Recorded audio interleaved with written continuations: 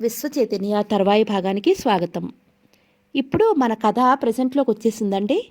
So ప్రెజెంట్లో హత్య జరిగింది కదా, అక్కడ కారు యాక్సిడెంట్ జరిగింది కదా స్టార్టింగ్లో.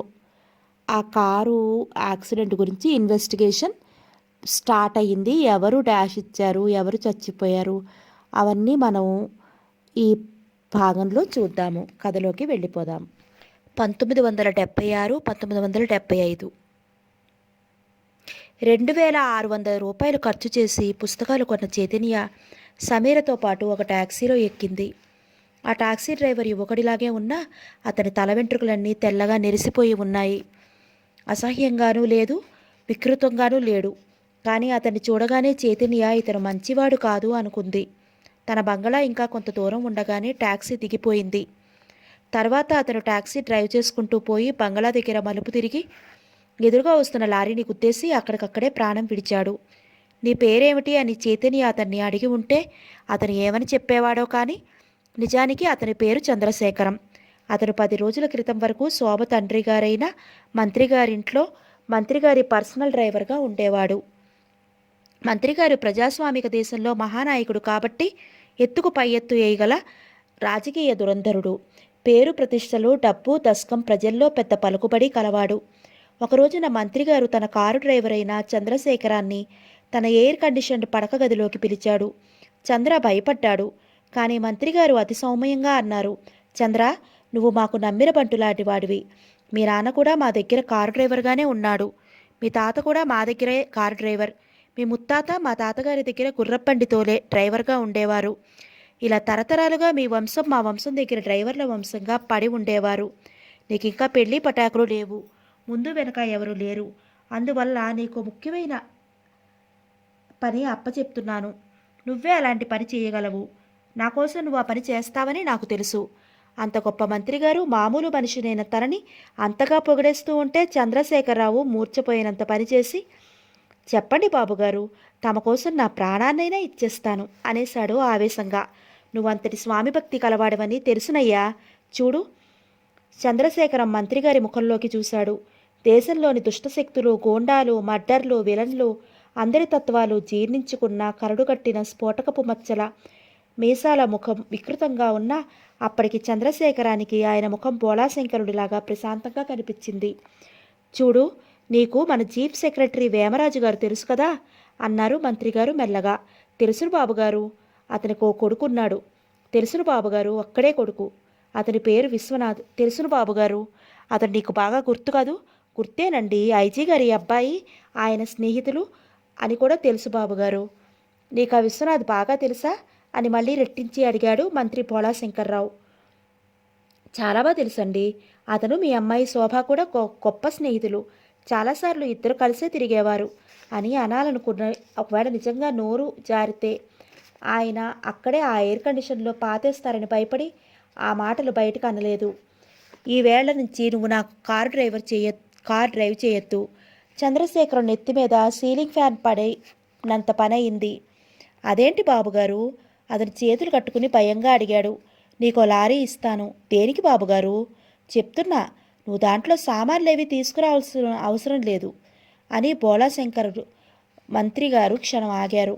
ఆ విశ్వనాథ్ ఈ ఊళ్ళో కానీ మరే ఊళ్ళో కానీ ఎక్కడెక్కడ తిరుగుతూ ఉంటాడో కనిపెడుతూ ఉండు. అలాగేనండి. చూసి తమరికి చెప్తూ ఉండమంటారా? ఏమీ అవసరం లేదు. అతను ఎప్పుడైనా ఒంటరిగా వెళుతున్నప్పుడు నీ లారీతో అతను గుర్తించే, అంతే. అంతే. ఆ లారీ వచ్చి తనను గుర్తేసినట్టే అయిపోయింది చంద్రశేఖరానికి. ఏమిట్రా అలా ఉండిపోయావు? ఏమీ లేదండి. అతన్ని గుర్తించేయడం అంటే అతన్ని లోకం నుంచి సింపుల్గా మరో లోకానికి ట్రాన్స్ఫర్ చేసేయటం. చంద్రశేఖరానికి మరోసారి హార్ట్అటాక్ వచ్చింది. బాబుగారు, మర్డరా? మర్డరేమిట్రా వెధవా? Simple transfer, accident. చంద్రశేఖర్ గుట్టకలు మింగాడు.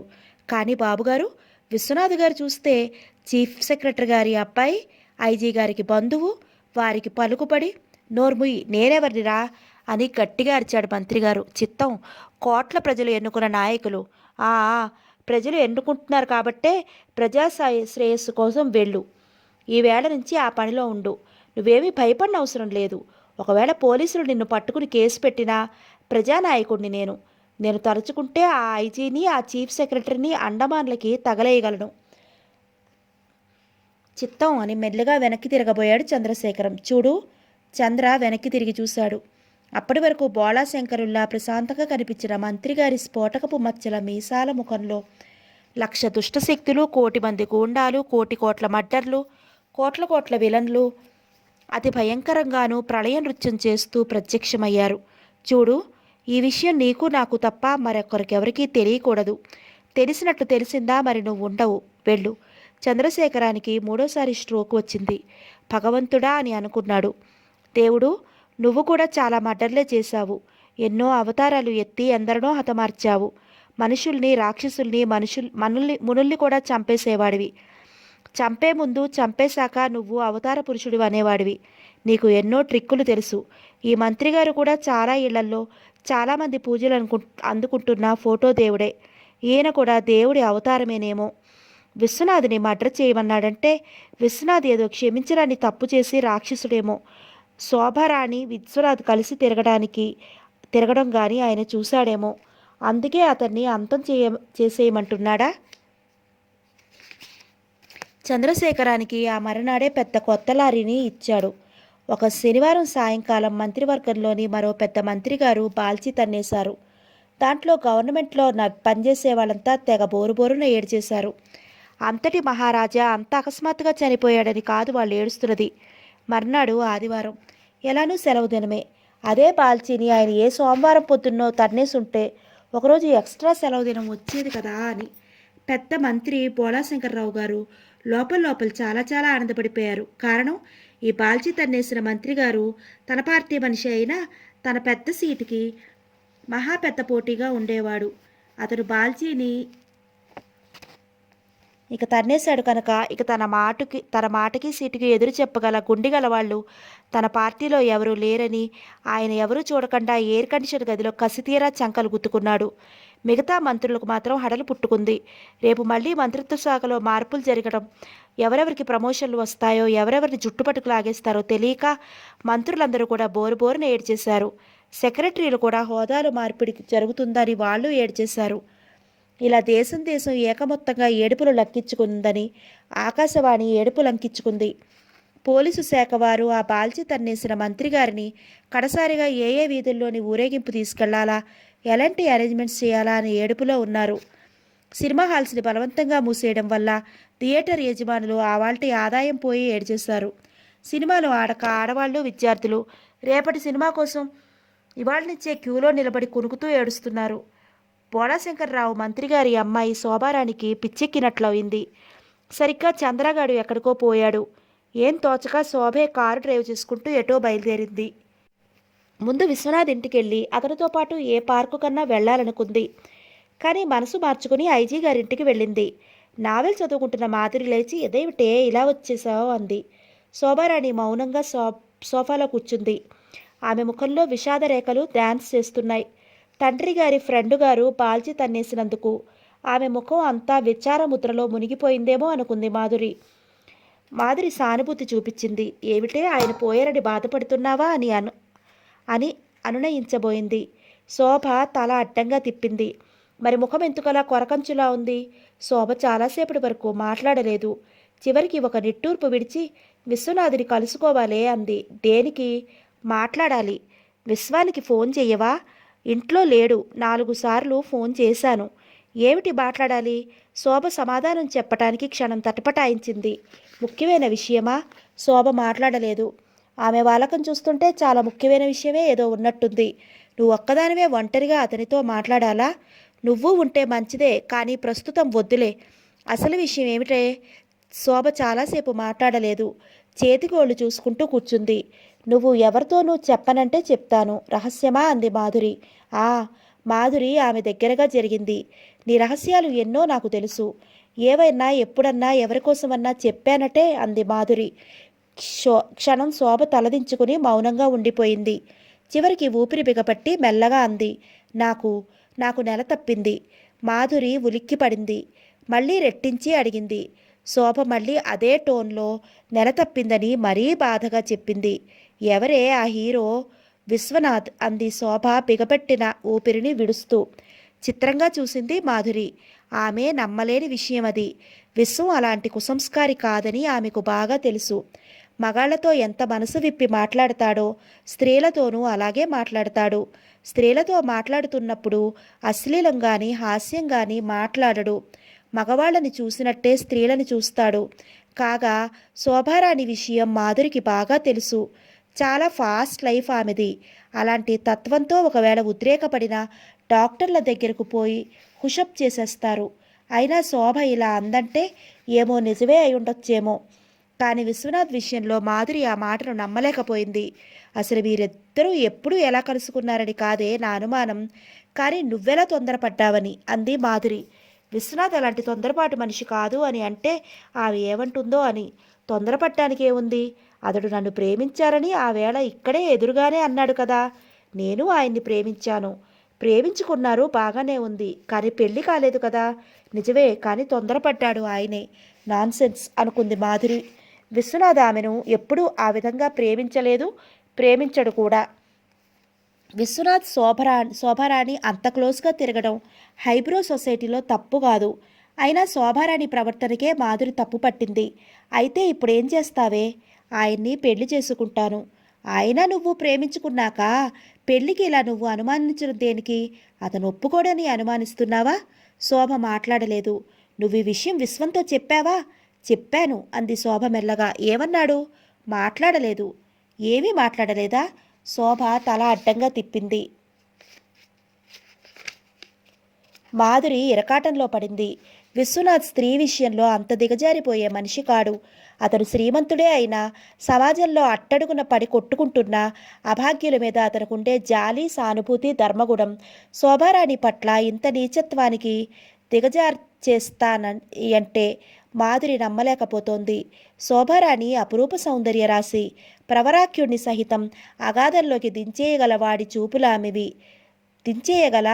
చూపులామెవి. కానీ ఆ చూపులో ఏదో కసి ఉంటుంది. కంఠంలో ఎంత శ్రావ్యత ఉంది. మాటల్లో అంత మెస్మరిజం ఉంది. కానీ ఒక క్యారెక్టర్ విషయంలో మాధురికి అట్టే నమ్మకం లేదు. కాలేజీలో ఓ రాజకుమారుడిని ప్రేమించింది. అతను ప్రస్తుతం ఈ దేశంలో లేడు. తరువాత ఆమె దృష్టి మాధురి అన్నగారైన కుమార్ రాజా మీద పడింది. వాడివి ఆమె మీద పడ్డాయి. ఇక వాడి చేతులు ఎక్కడ పడతాయో అని మాధురి అన్నకి వార్నింగ్ ఇచ్చింది. ఒరే సన్కింగ్, కాస్త జాగ్రత్త మరి.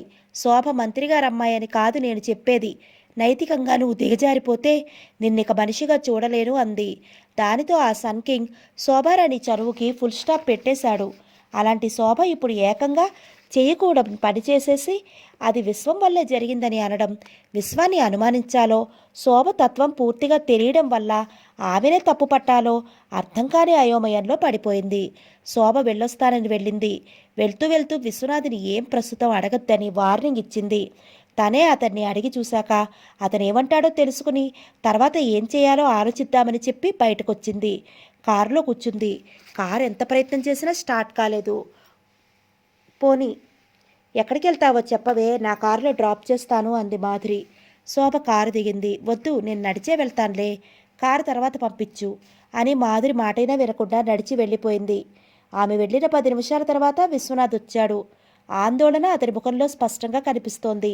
కంగారు పడుతున్నట్లుగా ఉన్నాడు. ముఖమంతా నిగారించి ఉంది. వచ్చి రాగానే సోఫాలో కూలబడ్డాడు. మాధురి అతని వైపే చూస్తోంది. విశ్వనాథ్ ఈ విధంగా ఉండటం ఆమె ఎప్పుడూ చూడలేదు. అనుమానించకూడదనుకుంటూనే అనుమానించేసింది. కాఫీ కావాలమ్మా అన్నాడు సోఫాలో జారపడుతూ. మాధురే స్వయంగా కాఫీ కలిపి తెచ్చింది. అతను మాధురిని చూడలేదు, కాఫీ కప్పుని చూడలేదు. ఎక్కడో ఉన్నట్టున్నాడు. అలా ఉన్నావేమన్నయ్యా అంది మాధురి. అడగలేకపోయింది. కాఫీ అంది ముక్తసరిగా. అలా ఉన్నావేమన్నయ్యా అని మాధురి అడగలేకపోయింది. కాఫీ అంది ముక్తసరిగా. విశ్వం ఉలిక్కిపడి కప్పు తీసుకున్నాడు. తాగటం లేదు. కప్పులోకి చూస్తూ ఎక్కడో ఉన్నాడు. ఫోన్ మోగింది. మాధురి రిసీవర్ అందుకోబోయింది. కానీ విశ్వనాథ్ చప్పున లేచి రిసీవర్ అందుకున్నాడు. అవతల నుంచి ఎవరు మాట్లాడుతున్నారో మాధురికి తెలియదు. నేనే అన్నాడు విశ్వనాథ్ రిసీవర్లో. అవతల నుంచి ఎవరో చాలాసేపు మాట్లాడారు. విశ్వనాథ్ ఊ కొడుతూ వింటున్నాడు. మాధురి అతని వైపే చూస్తోంది. నేను అక్కడికి వస్తున్నానులే అని రిసీవర్ పెట్టేసి లేచిపోయాడు. విశ్వనాథ్ వెళ్ళిపోతూ ఉంటే కాఫీ అంది మాధురి. విశ్వం వినిపించుకోలేదు, గబగబా వెళ్ళిపోయాడు. మాధురి అలాగే చూస్తూ ఉండిపోయింది. ఆమెకేమీ అర్థం కాలేదు. ఫోన్ అతడికి ఎక్కడి నుంచి వచ్చింది? శోభ చేసిందా? చప్పున బయటికి వచ్చి చూసింది. విశ్వనాథ్ కార్ స్టార్ట్ చేసి శోభ వెళ్ళిన వైపే టర్న్ చేసి వెళ్ళాడు. మాధురికి మొట్టమొదటిసారిగా విశ్వనాథ్ని అనుమానించాలనే భావం కలిగింది. రోడ్డు అంతా నిర్మానుష్యంగా ఉంది. ఆ లొకాలిటీ అంతా పెద్ద పెద్ద ప్రభుత్వోద్యోగులు ఉండే ప్రాంతం. శనివారపు మృతుడు మెయిన్ రోడ్డు మీద ఊరేగుతూ పోతున్నాడు కాబట్టి ఈ ప్రక్క రోడ్ల మీద అంతగా జనసంచారం లేదు. కారులో పోతున్న విశ్వనాథ్ ఆలోచనలు పరిపరి విధాలా పోతున్నాయి. మనిషి ఒక్కడు, వాడు జీవించడానికి వాడికి హక్కు లేదు. వాడి జీవితాన్ని ఎన్నో శక్తులు శాసిస్తూ సూత్రాల చట్రంలో బిగించి వాడికి సుఖాన్ని, సంతోషాన్ని, ఆనందాన్ని ఇస్తున్నాయి. కానీ ఆ సూత్రాలు, నియమ నిబంధనలు, శాసనాలు నిజంగా మనిషికి ఆ సుఖ సంతోషాల్ని ఇస్తున్నాయా? ఆ కాలాల్లో రాజులు, రారాజులు, మహాచక్రవర్తులు దేశాలని పాలిస్తూ ధర్మాన్ని నాలుగు పాదాల నడిపించేవారని చరిత్రకారులు రాసేవారు. అందులో ఆ పరిపాలనలో ఉన్న లోపాలను తెలుసుకుని ఆ రాచరికాలు రద్దు కావటానికి ఎన్నేళ్లు పట్టాయి. తర్వాత ఇదే మనిషి సుఖ సంతోషాలను ప్రసాదించడానికి మరో కొత్త రకం పరిపాలన తలెత్తింది. అది పోయింది. ఇలా కొత్త పరిపాలనలు లేస్తూ రద్దవుతూ తిరిగి కొత్త పద్ధతులు లేస్తూ తిరిగి నాశనమైపోతూనే వస్తాయి. ఈరోజు చాలా దేశాల్లో ప్రజాస్వామిక పద్ధతి ఉంది. మనిషి ఒక్కడు, వాడికి సుఖాన్ని, సంతోషాన్ని ప్రసాదించడానికి మున్సబు, కరణం, sarpanch, MLA, MP, panchayat president, zilla parishad chairman, ఉపమంత్రి, మంత్రి, ముఖ్యమంత్రి, police, sub inspector, inspector, circle inspector, DSP, SP, commissioner, IG, tahsildar, joint collector, deputy collector, assistant collector, collector, commissioner, secretary, ACTO, DC, TC, PTO, CTO, commissioner, income tax officer, municipal commissioner, chairman, health inspector, traffic inspector, revenue వాళ్ళు, లాయర్లు, magistrates, జడ్జీలు, pleader గుమాస్తాలు, railway ticket కలెక్టర్లు, గార్డులు, station మాస్టర్లు, booking క్లర్కులు, goods క్లర్కులు, ప్రభుత్వాసుపత్రుల doctor, ఎందరు ఈ ఒక్క మనిషి సుఖం కోసం పనిచేస్తున్నారు. కానీ ఆ మనిషికి ఆ సుఖం లభిస్తోందా? సుఖరోగాల్లా క్షణక్షణం వాడి బ్రతుకు సర్వనాశనం అయిపోతోంది. ప్రజాస్వామ్యపు విధానపు పరిపాలనా పద్ధతి వోల్టేజీ వచ్చేసిందా? వార్ధక్యంలో పడితే మనిషి అనే ఉద్యోగం నుంచి తీసేస్తారే, మరి ఈ కంపు కుళ్ళు వోల్టేజీతో సెప్టిక్ అయిపోయిన ఈ పరిపాలనా పద్ధతిని ఇక దేశ విదేశాల నుంచి రిటైర్ ఎందుకు చేయించడం లేదు? అది రిటైర్ అయిపోతే బోలాశంకర్రావు లాంటి మంత్రులు ఉండరు. అంతా మరి ఇక ఈ లోకానికి పనికిరారు. అందుకని వాళ్ళు శాశ్వతంగా ఉండిపోవడం కోసమని ఈ ముసలితొత్తు కంపు కుళ్ళు పరిపాలనని వదులుకోలేకపోతున్నారు. మనిషి మారిపోతున్నాడు. వాడితో బాటే వాడికి సుఖాన్నిచ్చే సూత్రాలు మారిపోవాలి. ప్రభుత్వాలు మారాలి. శోభ నుంచి బోలాశంకర్రావు గారి కుట్టుమట్టు చాలా లాగేశాడు విశ్వనాథ్. అలా ఆమెను నమ్మించి ఆమెను మోసం చేశాడేమో అని విశ్వనాథ్ చాలాసార్లు బాధపడ్డా తప్పదు. దేశం కోసం ఇలాంటి వాళ్ళు బ్రతుకులు బయటపడాలి. దేశపు సగటు మనిషి చిరునవ్వు కోసం ఇలాంటి కుహనా రాజకీయ నాయకులు నాశనం కావాలి. కానీ మధ్యలో పాపం శోభ విశ్వం బంగళాకి బయలుదేరాడు. 1975 వేమరాజు గారి ఒంట్లో ఏం బాగోలేక మంత్రిగారు పోయినా ఆయన అంత్యయాత్రలో పాల్గొనలేకపోయాడు. డాక్టర్ గారికి ఫోన్ చేసి రప్పించాడు. కొడుకు ఎక్కడికి వెళ్ళాడో తెలియదు. డాక్టర్ వేమరాజు గారికి ఇంజెక్షన్ చేసి వెళ్ళిపోయాక విశ్వనాథ్ బంగళాకి వచ్చాడు. వచ్చి తిన్నగా తన గదిలోకి పోయి బెడ్ మీద వాలిపోయాడు. వేమరాజు గారే ఓపిక తెచ్చుకుని కొడుకు గదిలోకి వెళ్ళాడు. విశ్వనాథ్ మాట్లాడలేదు. 2-3 సార్లు పిలిచినా పలకలేదు. నిద్రపోలేదు. ఎక్కడో చూస్తూ బెడ్ మీద పడి ఉన్నాడు. వేమరాజు గారు కొడుకు దగ్గరగా వెళ్ళారు. విశ్వనాథ్ కదల్లేదు. అతని కంటి నిండా కన్నీళ్లు కారుతున్నాయి. వేమరాజు గారు ఆశ్చర్యంగా కొడుకు బెడ్ మీద కూర్చున్నారు. ఏమైందయ్యా? విశ్వం తండ్రి వైపు చూశాడు. కానీ ఆ దృష్టిలో ఏదో భయం, కంగారు. వేమరాజు గారికి కొడుకు చూపు అర్థం కాలేదు. అలా ఉన్నావేం విశ్వం మాట్లాడలేదు. ఏం జరిగిందో విశ్వానికే తెలియదు. మాధురి బంగళా నుంచి తన బంగళాకు వచ్చే లోపున ఏదో జరిగిపోయింది. ఏం జరిగిందో తెలియటం లేదు. వణికిపోతున్నాడు. వేమరాజుకి ఎందుకో భయం వేసింది. వెంటనే డాక్టర్కి ఫోన్ చేయకుండా జగదీశ్వరరావుకి ఫోన్ చేశాడు. నిలబడ్డ పళంగా బంగళాకి రమ్మనమని. జగదీశ్వరరావు 5 నిమిషాల్లో వేమరాజు గారి బంగళాకి కార్లు కట్టుకుని వాలాడు. జగదీశ్వరరావు వేమరాజుకి నమ్మిన బంటు. కాఫీ కప్పులో దూకేయమంటే కళ్ళు మూసుకుని దూకేస్తాడు. కాఫీ కప్పులో ఎలా దూకాలి అని ప్రశ్నించకుండానే సిగరెట్ అగ్గిలో పడిపోమంటే సిగరెట్ అగ్గిలో ఎలా పడేయాలయ్యా అనైనా అడగకుండా పడిపోతాడు. జగదీశ్వరరావు వేమరాజుకి దూరపు చుట్టమే కాకుండా అతనికి ఒకానొకప్పుడు క్లాస్మేట్ కూడాను. విశ్వనాథుని చిన్నప్పటి నుంచే నెత్తి మీద పెట్టుకుని ఆడించేవాడు. రిజర్వ్ బ్యాంకులోని ఐరన్ రూమ్ కంటే పదిలమైనవాడు. ఎవరేం చెప్పినా ఆ మాటల్ని ఆ ఐరన్ గుండెల్లో దాచేసుకుంటాడు తప్ప చచ్చినా ఆ మాటల్ని ఆ చెప్పిన వాళ్ళకి తిరిగి చెప్పనంతటి సేఫెస్ట్ ఐరన్ సేఫ్ లాంటిది అతని మనస్సు. జగదీశ్వరరావు లాగానే వేమరాజు అతన్ని లోపలి గదిలోకి తీసుకువెళ్ళి, విశ్వం ఏమిటో అదోలా ఉన్నాడయ్యా, నాకేదో భయంగా ఉంది, ఎంత పిలిచినా పలకటం లేదు, ఎంత మాట్లాడించినా మాట్లాడటం లేదు అన్నాడు. ఎక్కడికి వెళ్ళాడు?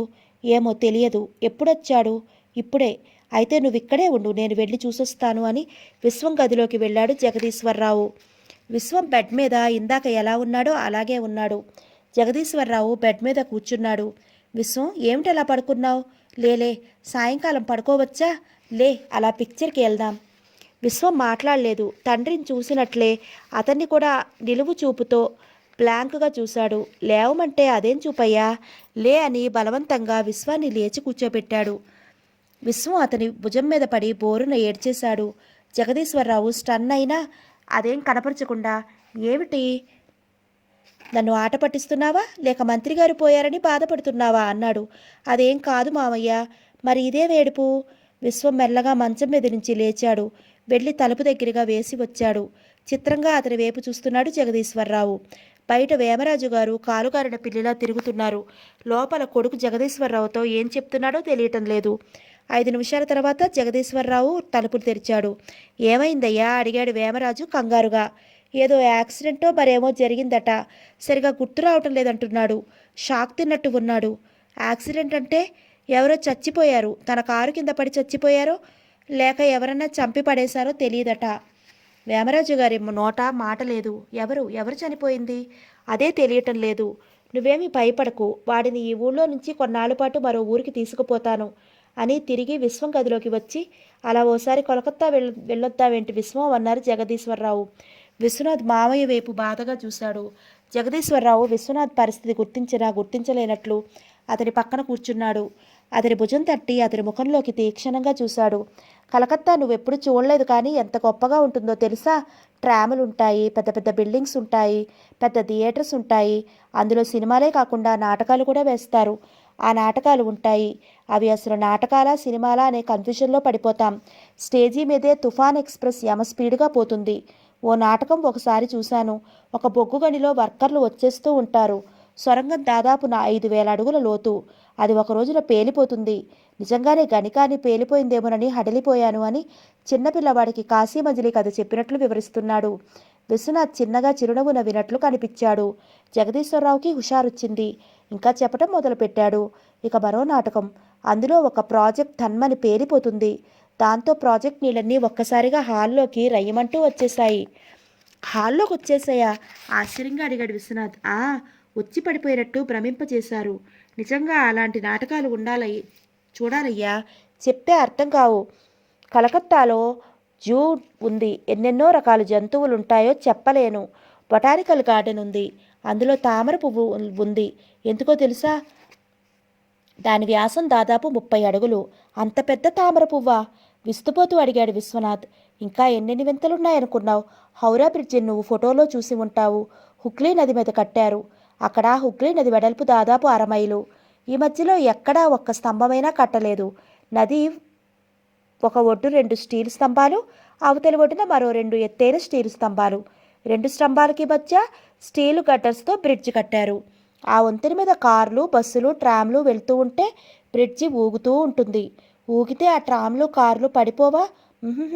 అమెరికాలో ఎంపైర్ స్టేట్ బిల్డింగ్ ఉంది, వినే ఉంటావు. దాని ఎత్తు సుమారు 1250 అడుగులు. గాలి వస్తే అది దాదాపు అటు ఇటు 2 అడుగులు ఊగుతుంది. దాని మీద ఉన్న ఎలక్ట్రిక్ లైట్ వెలుతురు 70 మైళ్ళ వరకు కనిపిస్తుంది. కావాలంటే మనం అలా కలకత్తా నుంచి న్యూయార్క్ కూడా వెళ్దాం. న్యూయార్క్ ఎందుకులే కానీ కలకత్తాయే చూద్దాం అన్నాడు. విశ్వనాథ్ చిన్నపిల్లాడిలా బెంగాల్లో సుభాష్ చంద్రబోస్ ఖుదీరామ్, జేసీ బోస్, ఠాగూర్, ఎంఎన్ రాయ్, మైకేల్ మధుసూదన్ దత్, శరత్ చంద్ర మొదలైన వాళ్ళు ఉండేవారు కదా. అవును రోయ్, వాళ్ళ గురించి చెప్పడమే మరిచాను. నిజంగా బెంగాల్లో జరిగినన్ని అన్యాయాలు మరెక్కడా జరగలేదు అని జగదేశ్వరరావు కలకత్తాని ఇంకా ఇంకా స్వర్గంలా వర్ణించేశాడు. ఎప్పుడు వెళ్తావునైతే? ఇప్పుడే ఒక ఫ్లైట్ ఉంది. నువ్వు రెడీ అంటే నేను రెడీయే. విశ్వం తండ్రి వైపు చూడకుండా బట్టలు సర్దుకునేందుకు లోపలికి వెళ్ళాడు. మరో అరగంటలో ఏరోడ్రోమ్కి చేరారు. 2:30 గంటల్లో కలకత్తా డమ్డమ్ ఎయిర్పోర్ట్లో దిగారు. విశ్వనాథ్, జగదీశ్వరరావు ఇలా ఏరోడ్రోమ్కి వెళ్ళిపోయారు. అలా భోళాశంకర మంత్రి గారి పర్సనల్ సెక్రటరీ ఫోన్ చేశాడు.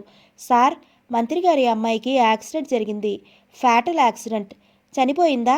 కంగారుగా అడిగాడు Vemaraju. Instant death sir. Accident ఎక్కడ జరిగింది? పిఎస్ చెప్పాడు. గతుక్కుమన్నాడు వేమరాజు. అయితే విశ్వనాథ్ కార్ డాష్ ఇచ్చింది మంత్రి గారి అమ్మాయేనా? ఒడికిపోయాడు. తన కొడుకే యాక్సిడెంట్ చేశాడని తెలిసి ఆ మంత్రికి అసలు ఊరుకోడు. ప్రతి చిన్న విషయానికి తన మీద ఫైల్స్ విసిరి పారేస్తున్న మంత్రి ఈ దెబ్బతో తన జీవితాన్నే కాకుండా తన వంశాన్నే నాశనం చేసి పారేస్తాడు. ఇంతకీ విశ్వం ఆ అమ్మాయిని కావాలని చంపి ఉంటాడా?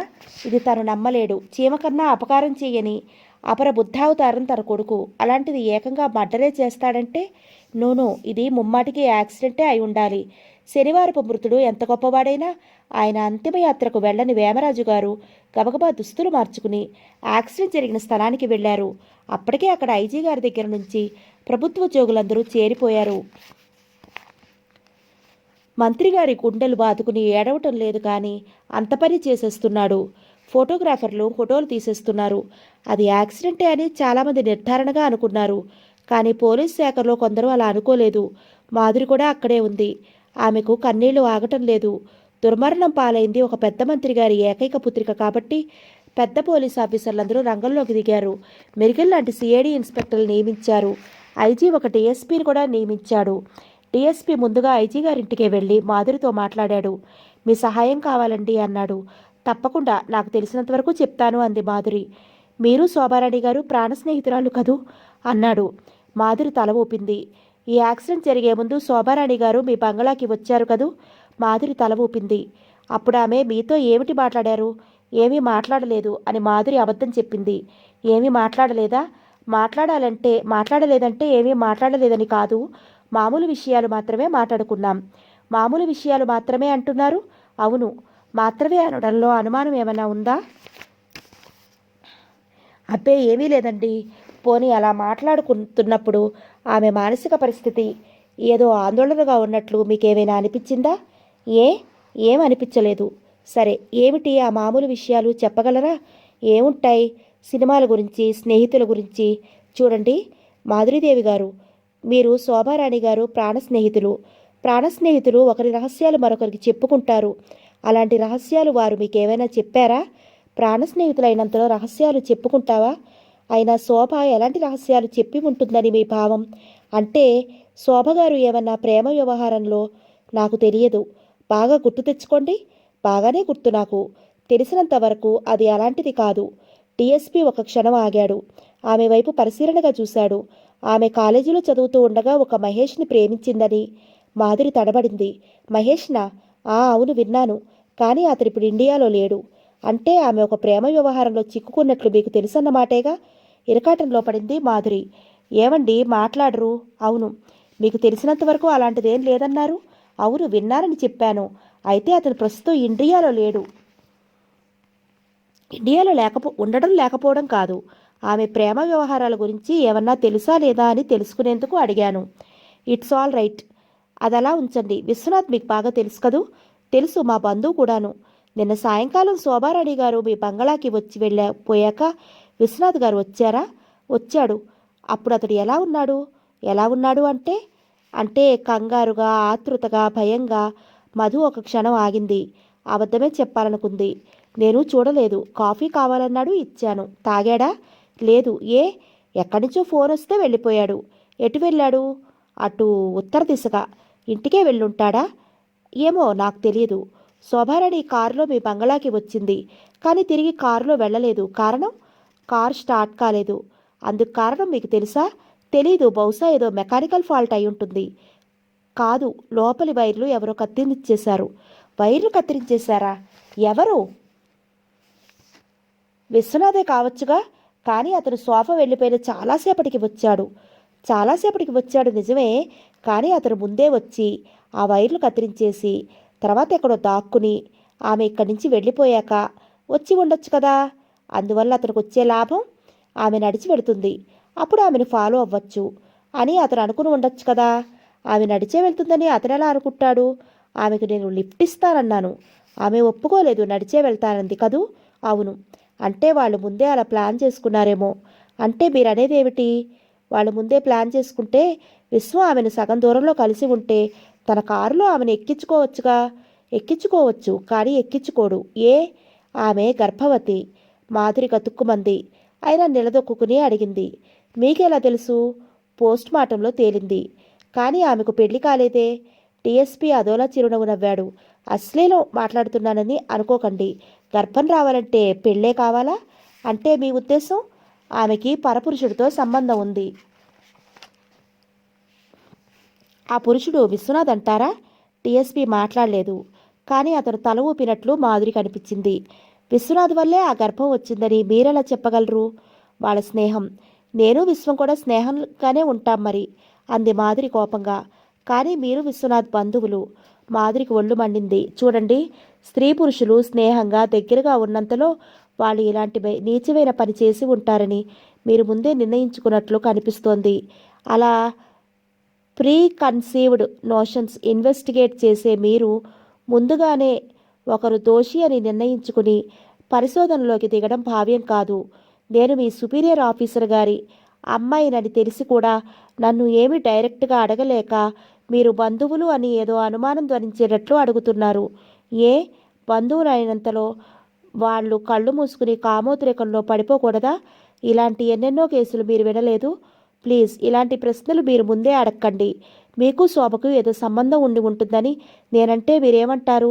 సారీ మాధురి గారు, నిజానిజాలు తెలుసుకునేందుకు ఒక్కోసారి సంస్కారహీనమని తెలిసినా ఇలాంటి ప్రశ్నలు వేయడం తప్పదు. కర్మ, మీరు అలాంటి ట్రైనింగ్ ఇచ్చారు, మరి ఇంకేమైనా అడుగుతారా? అంది మాధవి. మీ అన్నయ్య గారు ఊళ్ళో లేరు. ఎక్కడికి వెళ్ళారు? శ్రీనగర్ వెళ్ళాడు. 3 రోజుల క్రిందటే రాత్రి ట్రంకాలు చేశాడు. ఇవాళ రేపో రావచ్చు. ఆయనకి శోభారాణి. అది అతన్ని అడగవలసిన ప్రశ్న. నేనేమీ హంసరాయబారిని కాదు. సారీ మాధురి గారు, ఇక్కడ చనిపోయింది మంత్రి గారి అమ్మాయి, అందుకని అడుగుతున్నాను. మీరు మీ అన్నయ్య గారు విశ్వనాథ్ గారు శోభరాణి గారు ఒకసారి ఒక పిక్చర్కి వెళ్ళారు. అవును, ఒకసారి కాదు, చాలాసార్లే వెళ్ళాం. మీరందరూ కలిసే వెళ్ళారు. కానీ విశ్వనాథ్ గారు శోభారాణి గారు ఎప్పుడైనా ఒంటరిగా ఎక్కడికన్నా వెళ్ళారా? వాళ్ళకి నన్ను ఎవరన్నా కాపలా ఉంచారా అని ఎదురు ప్రశ్న వేసింది మాధురి. అది కాదండి. చూడండి, లోకంలో ఎందరెందరో ఎక్కడెక్కడికో ఒంటరిగా పోతూ ఉంటారు. ఒకవేళ వాళ్ళని చూశానే అనుకోండి, వాళ్ళు గదిలోనే ఉన్నారనుకోండి, వాళ్ళు ఏం మాట్లాడుకుంటున్నారో నాకేం తెలుస్తుంది? ఇప్పుడు ఆ గదిలో మనమిద్దరమే ఉన్నాము. మనల్ని ఎవరైనా అనుమానించవచ్చు కదా. నేను బాధ్యత గల పోలీస్ ఆఫీసర్ని. విశ్వనాథ్ కూడా బాధ్యత గల మేధావే. శోభ కూడా సంస్కారం గల వ్యక్తే అని క్షణమాగి, అసలు మీరు విశ్వనాథ్ని ఎందుకు అనుమానిస్తున్నారు అని అడిగింది. శోభారాణి గారు చనిపోయిన వెంటనే ఆయన ఎక్కడికో వెళ్ళిపోయారు. ఎక్కడికి వెళ్ళిపోయారో మీరు ఆరా తీయలేదా? తీసాం. బహుశా ఆయన ఫ్లైట్లో కలకత్తా వెళ్ళిపోయి ఉంటారు. మాధురి క్షణం ఆలోచించింది. ఆగండి, యాక్సిడెంట్ 6:30 ప్రాంతంలో జరిగింది. కలకత్తా ఫ్లైట్ 7:30కి ఉంది. అతనే ఈ హత్య చేసుంటే అతను ఏరోడ్రమ్కి ఎన్నింటికి వెళ్ళుంటాడు? ఇక్కడికి ఏరోడ్రమ్ 10 మైళ్ళ దూరంలో ఉంది. ఈ 10 మైళ్ళు అతను ఎంత సేపట్లో వెళ్ళి ఉంటాడు? అది చాలా చిన్న ఎలిబి మిస్ మాధురి. దెన్ మీ పరిశోధనలు మీరు చేసుకోండి. ఇంకా నన్ను ఏమన్నా అడుగుతారా? డిఎస్పీ లేచాడు. మళ్ళీ ఎప్పుడైనా వస్తాను. అలాగే, తప్పకుండా రండి. శోభ నా డీరెస్ట్ ఫ్రెండ్ అంది. విశ్వనాథ్ కూడా అని చిరునవ్వుతో వెళ్ళిపోయాడు డిఎస్పీ. అతను వెళ్ళిపోయాక మాధురి ఆలోచనలో పడింది. నిజంగా విశ్వనాథే శోభని చంపి ఉంటాడా? తను నమ్మలేదు. మరెవరు చంపి ఉంటారు? లేక నిజంగా యాక్సిడెంటా? అసలు దీనికి కడుపు ఎలా వచ్చుంటుంది? విశ్వనాథ్ కాక మరెవరున్నారు? ఉంటే వాడెవడు?